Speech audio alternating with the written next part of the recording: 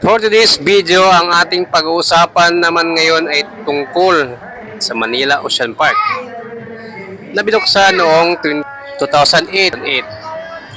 ay ang kauna-unahang world-class marine theme park sa Pilipinas.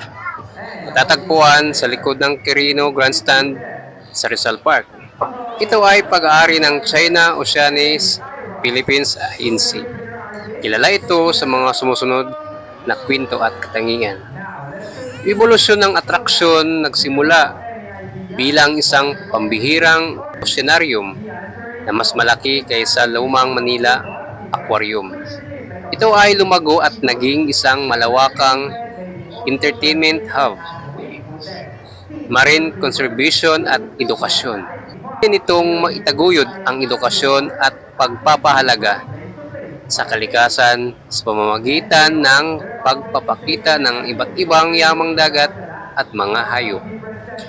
Mga tampok na bahagi, kilala ito sa mahabang acrylic walkway tunnel kung saan malayang nakakailalim sa tubig ang mga bisita, pati na rin sa Philippine Biodome Indoor Rainforest.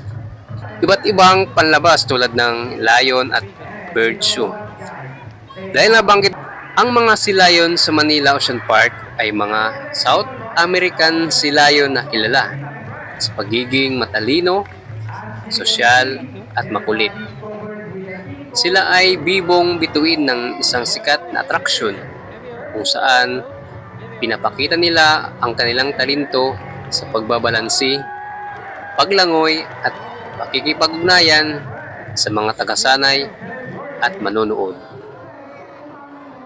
Ang mga ibon naman sa Manila Ocean Park, particular sa All-Star Bird Show, ay kilala sa kanilang angking talino, diksi at talento.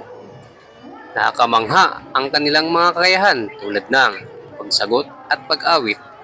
May mga ibon tulad ng macaws at kakatos na marunong magsalita, kumanta at makipag-interact sa mga manonood.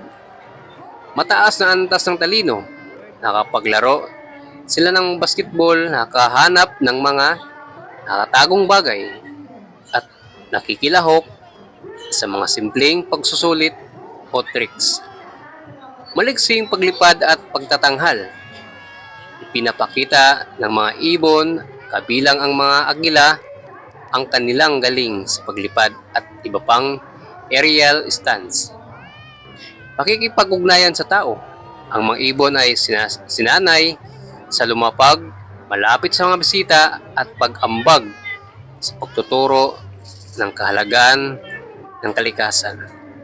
Panoorin ang maikling video na ito ng All-Star Bird Show sa Manila Ocean Park upang makita ang kanilang mga tricks at pagsasanay.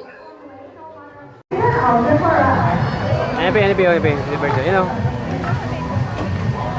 Bird.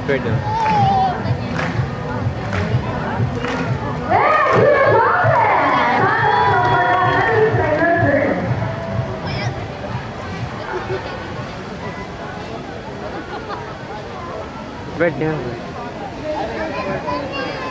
Now our next speaker is Dr. Eddie Cole.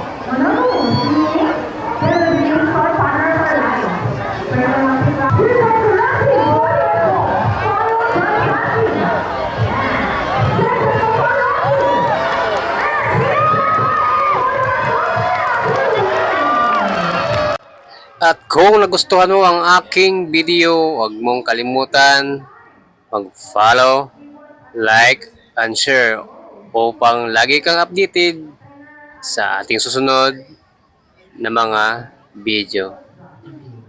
Thank you po. Ingat and God bless po